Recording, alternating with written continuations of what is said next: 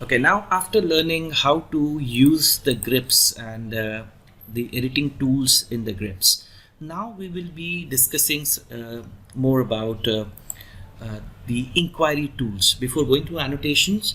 So I would like that you should understand how to check the distances, how to check the area, how to check the angle while you are drafting. It's basically these are called the inquiry tools. So how do you get it? So the inquiry tools are available in the utilities drop down in the home tab. So you can see over here, and there are a bunch of tools in the measure.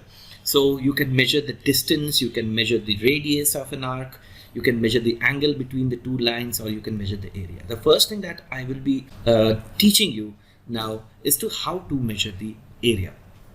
So let's go. So here we have this plan, and here we have certain spaces over here which is mentioned. For that I would like to take simple geometries first. For example, I take a rectangle, I take a circle, I take another rectangle, and then we will see how to measure it in the plan. So we'll be having different layouts over here. I have a layout over here, I have some drawings over here, so they are into different units. Now it's very important to understand which unit you are working. Currently we are working in feet inches. This drawing is done in feet inches, and some of the drawings are there in millimeters. So the output may come in the units that you have selected. So how do you select the unit? Again, so you say UN. Now you can check it. The drawing units dialog box is displayed, and then you have this here. The engineering unit has been taken and the precision is marked as 0.00. So let's see and work out how the area tool can be used. Now for the area tool to be used, you can select the tool from the utilities drop down, and here we have the measure, and you can take the area, as well as you can go for AA command. So here we have the specified first corner point of the area. So once you're measuring the area, you can basically measure the area by the help of the corner points. For example, let's say I know the 4 corner points of this rectangle. So first corner point. Now if you click on the first corner point, it says specify next point. So you have the next point, then you have the next point, then you have the next point, and then if you close it and press enter, you will find some values over here. So the value says here area is equal to 49956.2 square inches, and in bracket it is given 346.918 square feet, and the perimeter is 74 feet 7.8 inches. So perimeter is basically the length of the entire line over here. So this is one way. Now let's what will happen if I want to measure the area of the circle? So here the closed entity over here, the area of the circle, if you want to find out, one of the ways is select the circle, go to the properties, and then you can see the area of the circle over here. So it's giving over here. But if you want to measure the area of the circle by the help of the area tool, then say because you don't have any point over here, so you say AA over here, and then so you cannot do it by point. So you have an option called object. So you select it and select this object. So you find that the area of the object that you have selected is 121.605 square feet. Now the AutoCAD have found out that this is a circle, so it is giving the circumference, not the perimeter. Now so that's what. So after finding out after doing the area of the circle, now how do we do? Again, repeat it. So you go for the object and you select the object over here, and it says 121.605 square feet, and the circumference is 39 feet 1.1 inches. Now the object can be used in the closed polygon like this, the rectangle. These are also objects. So what I do is I go with the area command, and then I go with the object option, and if I select this particular polygon, I say it gives you the area of that particular selected object. So for here, if I want to select if I want to get the area of this object, so I go with AA, and so I go with the object, and here I go, right? So it says 188.256 square feet. So it's simple. Now let's say if I want to find out the area of the space over here, so I have to there should be known point over here. So for that, what I do is I create a rectangle here to find out what is the space, what is the area of this floor. So I create a rectangle here, and then I can basically go up with AA command and say you can go with the corner point, first corner point, second corner point, third corner point, and fourth, and then you can basically close it to the start and press enter. So you can find that the area is 258.500 square feet. So this is the area of this floor. So if you want to find out what is the area of this floor, so this is one of the way that you can do. Now there are many other ways by which you can do area. So you can subtract one object, area of one object from the other. So AutoCAD gives you a leverage of doing some addition and subtraction of area in the drawing. So let's say, for example, I have this area. So I want to find out the area of this hatched portion. So I'm showing you what I wanted to do. So this is the hatched portion over here, and I want to basically find out what is the area of this hatched portion. For this, what I need to do is I will add this area and then subtract the smaller square from it. So how will I do? Because by the use of the area command, only you can do find out the area of a single object. So but if I want to do addition and subtraction over here of this area to calculate the effective area of this hatched pavement, so what I do now, I'm removing it for the reference. So I want to find out the area of this particular pavement. Okay, to find out the cumulative area, that is the gross area of this object. So how do I do? So this is, let's say this is an object A and this is the object. So this is the object A and this is the object B. So total area of this gross area of this pavement is A, area of A minus B. So this is the equation that I will be, we want that CAD should calculate while there it is calculating the area, cumulative area of this surface. Now let's go with it. How do we do? So go with the area tool, AA, by activating the command, and it says first object. So here what you need to do is there are two functions over here. One is the add area option, other is the subtract. So over here to start with, I will go with the add area. Then it says, okay, fine, now you are in the add mode. Now specify first corner point or object or subtract area. No, I want to select the object. I can use the first corner point also, but I will select the object. So I select the object and select this. Now you can see area, add mode is going. So now you select this object. Now this is added in the cumulative area. So press enter. Now the moment you select it, it gives you the area of the selected object. Press enter. Now you want to change into the, so it gives you area is equal to 346.918 square feet, and total area is right now this. Now I want to go with the subtract mode. Now if I want to go with the subtract mode, click on the subtract mode. Now you are in the subtract mode. Again you select the object. Now in the subtract mode, the object is this. So now you can see the color changes to brown. So press enter. Now you find something that the total area is 158.662 square feet. So the area of the selected object, you can see at the top, is given as 188.256 square feet, but the cumulative area after adding and subtracting these two objects is 158.662 square feet. Now let's do something more. Now let's say there is a cutout over here. Let's take an example. Now you have a rectangle, let's say 10 feet comma 15 feet. So this is I am drafting a rectangle 10 feet comma 15 feet, and then I go with a wall, let's say of a 9-inch wall, and then here in this there are certain cutout. So let's say there is a cutout over here at the rate, let's say 5 feet comma 5 feet. Cutout means you don't need to have a flooring at this point. So here we are. So this is the, let's say the cutout over here. So I'm interested to calculate the area of this particular, because I want to do a flooring over here.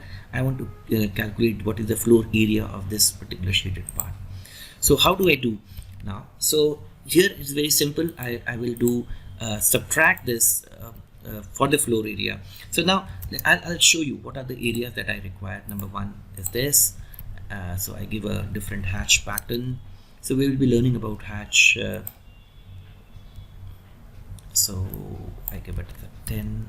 Okay, so and then I have this area, right? I give it a different hatch pattern over here. Let's say I go with the hatch pattern. It is just for explanation purpose.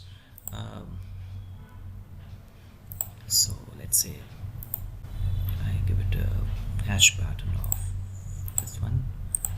So I want to now what we wanted to do is I want to find out two things. One, I wanted to find out the area of this particular floor which I want to basically create, and I want to also find out what is the area of this brick wall, the hatched portion. So there are two things that I want to do. First, I will do the floor. So for that, you can go with area and you say add area. So I am adding the object, that is this rectangle, the inner one, for the area to be added, and then press enter. Now you can see that area, the combined area is including the pit is 114.70 square feet. Now you have to basically subtract this cutout. So you go here and say subtract area, say object, and you select this object. Now the answer is the total area is 89.750 square feet. So we got the answer. Now I am interested to find out the area of this hashed portion, that a brick wall. So I go with area tool, and then I go with the add option, and I select the object, the outer rectangle. So you can see the green area is there, and then it says 150 square feet, and then I go with the subtract option, and again I go with the object and select the inner rectangle. So you can see the color will be changing, and with this okay, so let me do it again. So you have to be very careful regarding, or you can use the corner point also. So let's use the corner point. So add area, the first corner point in the add area is this. So this is the safer part. So you have this, press enter when you finish it off. So it says 150 square feet. Now you want to subtract the inner rectangle, so you can also go with the first corner point. So this is 1, 2. Now you can see that the color of the enclosure is changing, and here you are. Press enter. Now it gives you the total area is 35.20 square feet. That is the area of the brick wall, right? The cross-sectional area of the brick wall. So this is how you can basically use the area tool to find out area of any particular.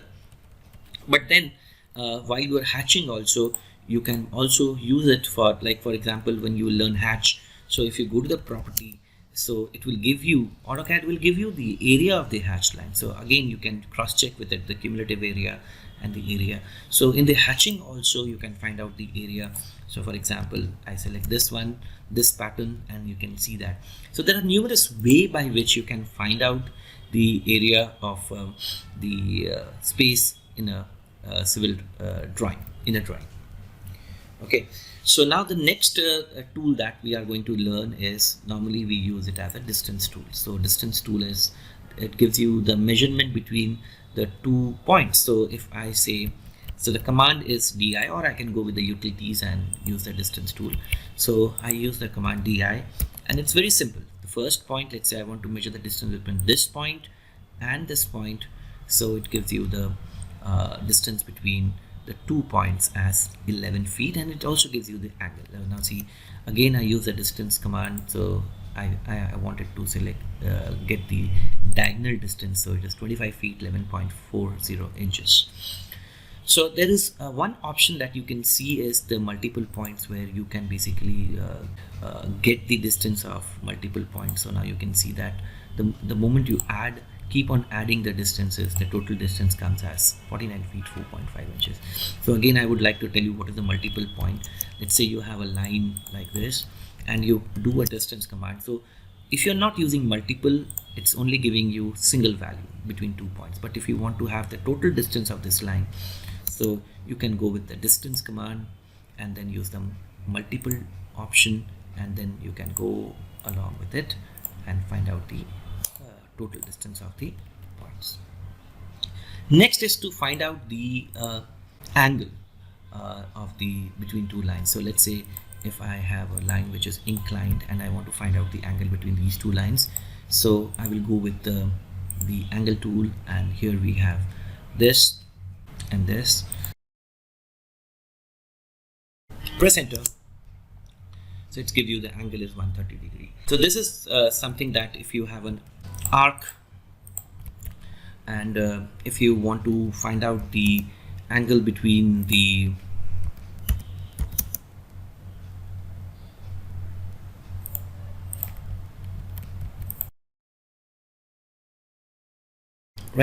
angle of the arc, so you have this measure angle option. So you can select this arc, so it gives you 180 degree. You can see this is the angle of the arc.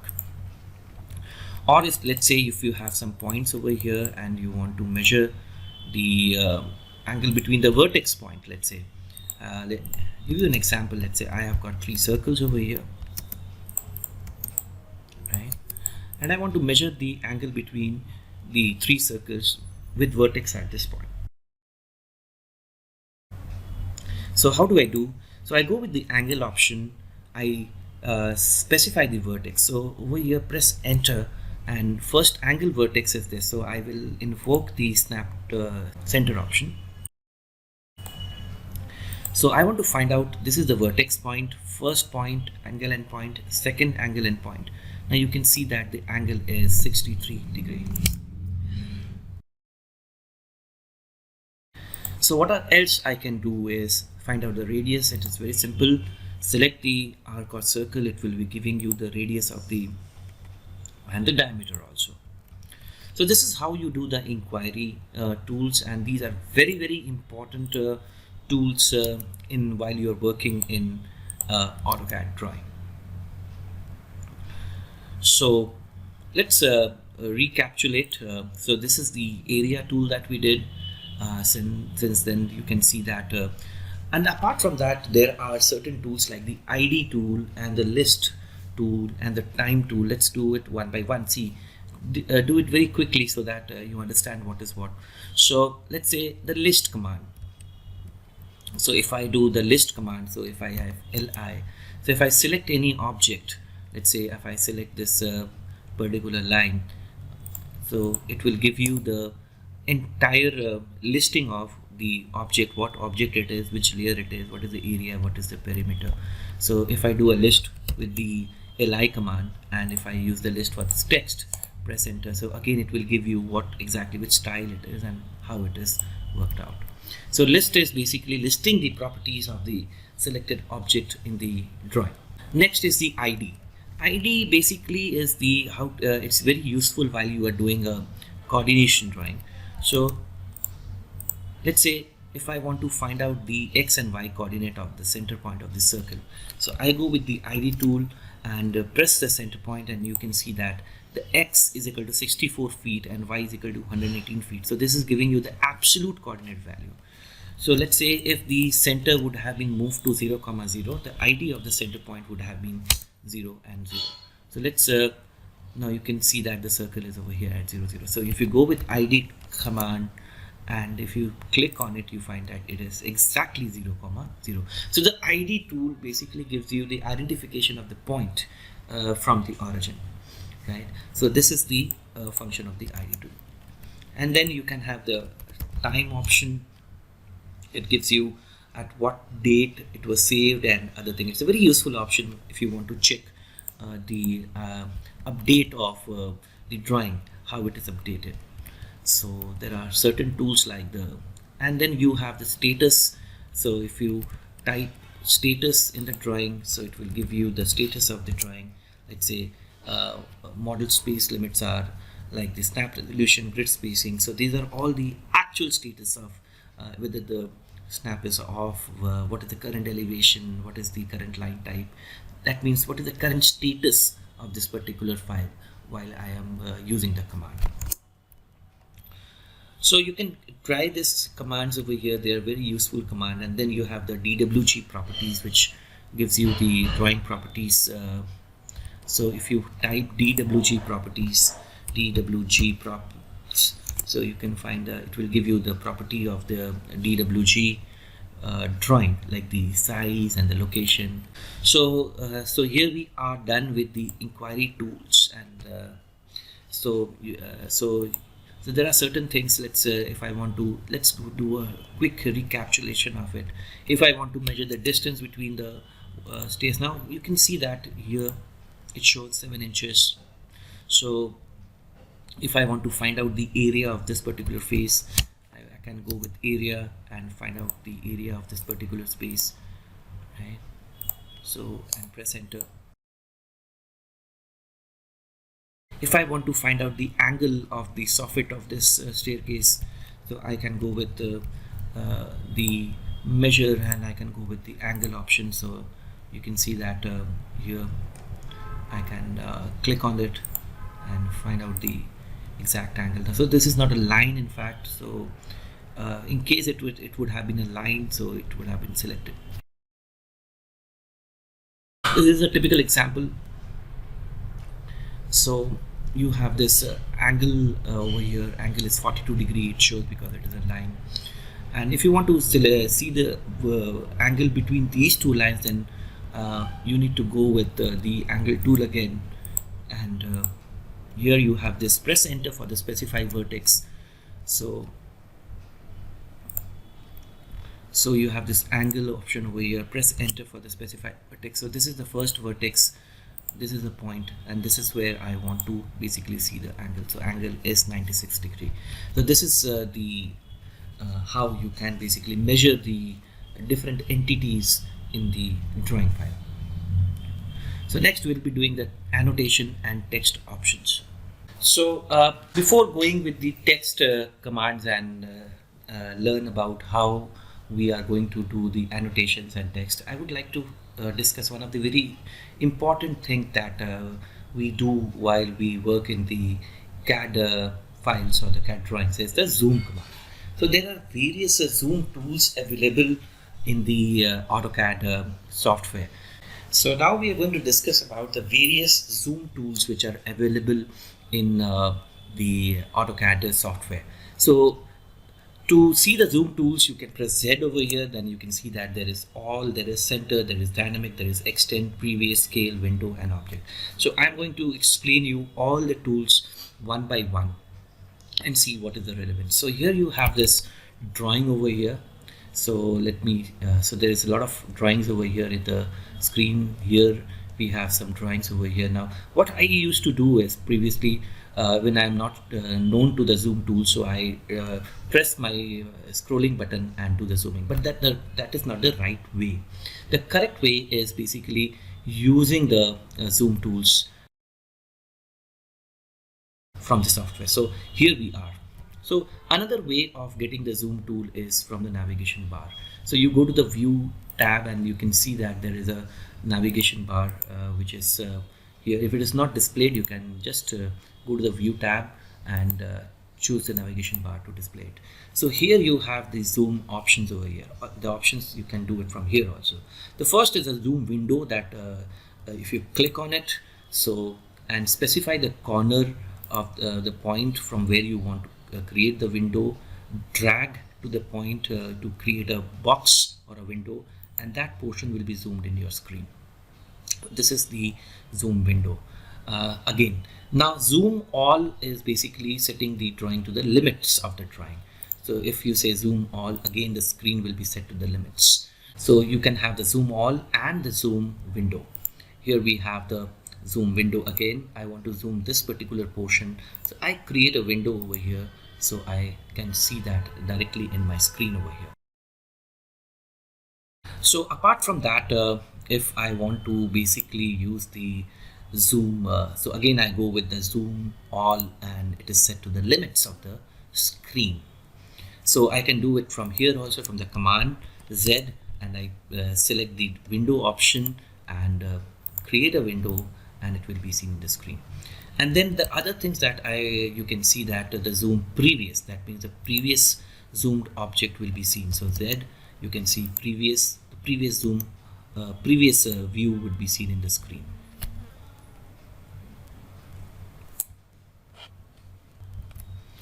So zoom previous is seeing the previous view. Let's say I do a zoom window over here, and I can see this particular detail over here. But if I want to go to the previous view, so Z, enter, P, enter. So this is the previous. Now you would be thinking that isn't it a good idea that we save the view and then we call them? Yes, we can do that by the view tool, but currently we are using the zoom tool, and then we will be seeing how we can do the view list, so that you need not have to go every time and zoom to the object and select those and windows and the view area and see the object. So you can always save the view and retrieve it as whenever you want. So we will be discussing next about it, but let's go with the tools over here. So you have this again, you have this zoom center. So zoom center is basically if I want to have this object in the center of the screen, and there's a particular point that I want to make it in the center. So I click on the center point, so it says specify center point, and then the magnification height. So magnification height is the from how far or how near you want to see. Let's say if I give the magnification height as, let's say, 10 feet, so the object will be centered with the magnification height of 10 feet. Now if I want to have a higher value of magnification height, that means I am seeing from far, so I go with the zoom center, and then I want to have this as a center point, and let's say now it is 10 feet, I am giving it as 50 feet. So what will happen? The object will be zoomed out. So this is the zoom center. And then there is an option called zoom object. So let's say if I selected this object and if I want to zoom it, so this is the object, this is the entire object in fact, because this is a block. So I just let me see if I can do an individual. Now let's say I go with this one, let's say challenge 2 over here. So if I want to zoom this particular area, zoom this object of the bedroom, so zoom object, and here is this. So you select this object and press enter, so this will be zoomed at your screen. So if you want to go back, zoom previous, or you can say zoom all. So this is how you can basically do the zooming operation.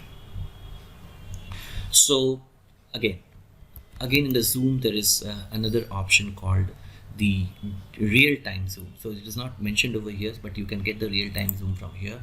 So it is just like, so real-time zoom is something that if you Z, press enter and press enter again. So if you say Z and press enter, so it is just like a magnifying glass. Now you can see I'm pressing my left mouse and zooming it in and out.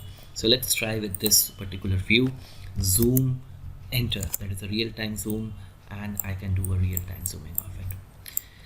Also there is an option as zoom dynamic, like you can have a dynamic window to see. For example, I use this dynamic window over here, click on it to increase the size wherever I move this window. So you can see that the dynamic window over here, after you have invoked the zoom dynamic tool, is displayed. Now you can increase the size. Let's say if I want to increase the size, I am pressing the left mouse button, I can increase it, or if I want to decrease the size, I am decreasing it and moving to a point of which the area I want to see in the screen. So just move it and place it there and press enter, so it will be zoomed to the point. Now let's do it again, Z, and then you have this dynamic option over here, and here again you can increase the size. Let's say click on the mouse, increase the size, place it where you want to see, and then press enter. So this is the zoom dynamic option.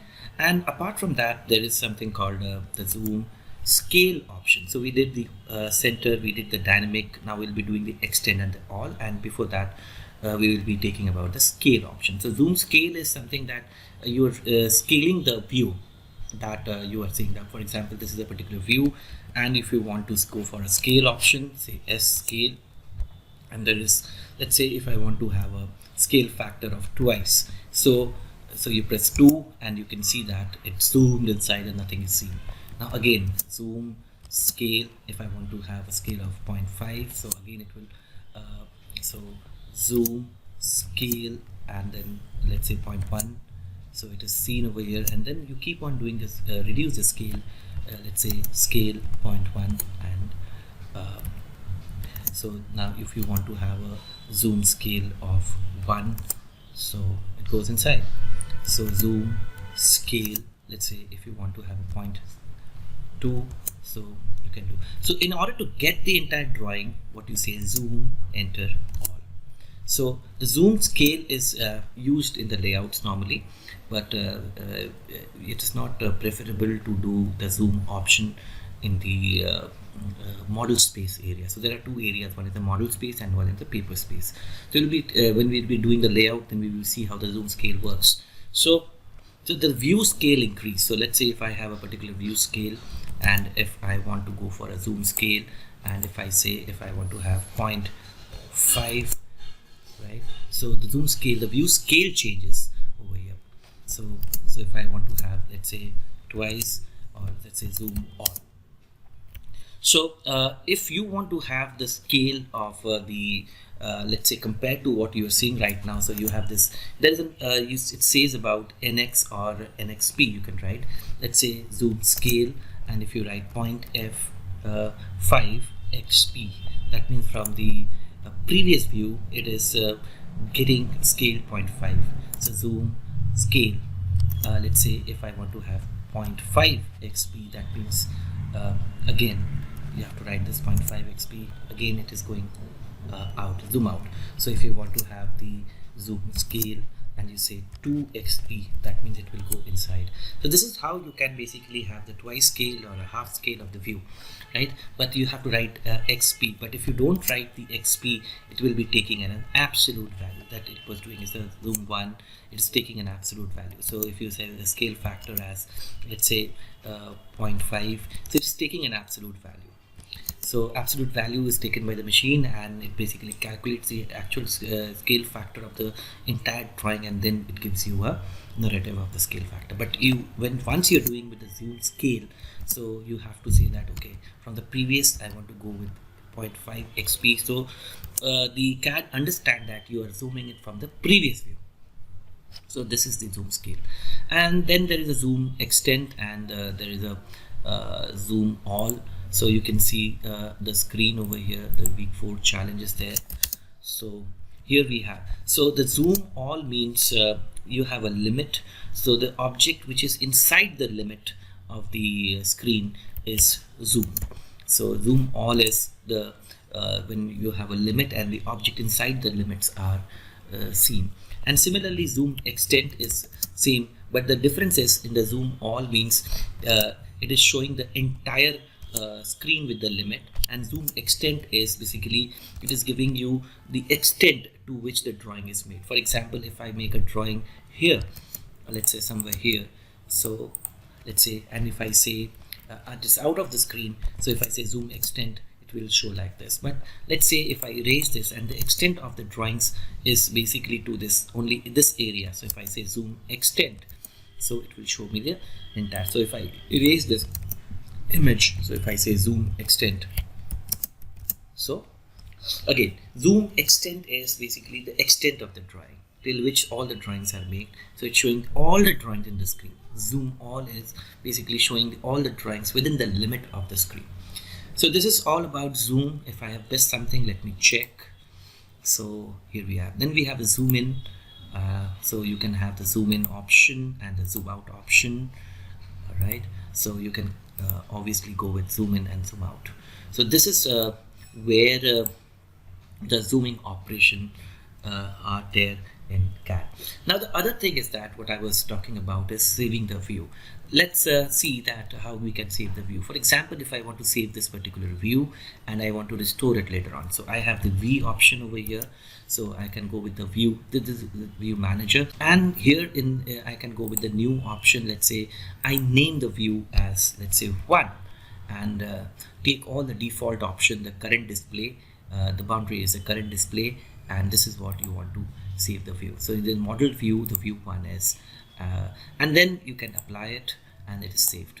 And next you want to have the view of this particular entity saved. So I have zoomed it over here. I go with the view tool, V, and then press enter over here, and then you can see the view manager dialog box is displayed. So if I go with new, I say 2, and then I can say OK, and then say apply, and here it goes. So I've got 2 views right now. So here it is in the named views. You can see if I select the one, show me the first view. If I go with the second, it will show me the second view. Let's do it again over here. Let's say I have this drawing over here, and I want to save this view of this particular area, and I go to the view manager from the named view. Again, the same thing will open. It's a different file, in fact. So you go with the new, let's say you say let's say 1, view number 1, you say okay. So this is, you save it and then apply. So you keep on saving some views over here. Let's say this is another view that I want to save in the screen. Save the view, I'm getting into the screen, and then I say go to the view tab over here, and there's a named view, and you can say new view, and let's say this is 2. And so in a particular drawing you can have n number of views, and so that it can be used easily. So in a very complex drawing situation where basically there are a lot of files are there, a lot of drawings are there, a lot of drawings entities are there. For example, here there's a detail over here that I wanted to see in the screen. So this is, let's say here I go with the view manager, and I say new, and I say 1. So this view is saved, and I can call them whenever I want. So again, this is another view. Let's say the corner bar detail. So you can go with the view, and you can name the view. Let's say corner bar detail. So 1, 2, 3 is just for your reference. So here we have apply it, and okay. So these are the views that I'm saving over here. Let's say I want to save the section. Let's say, so this is the view, I want to save the section. So I go to the view tab, and let's say I go with the new, and I say section. Now I have got 3 views that I have created. Say okay, and apply, and okay. So now you can see that you have this corner bar detail, it comes over here. Then you can have this section, it comes over here. So you can basically manage the views in the drawing, right? So I think you have understood about the various zoom tools and how you can create the views in the drawing.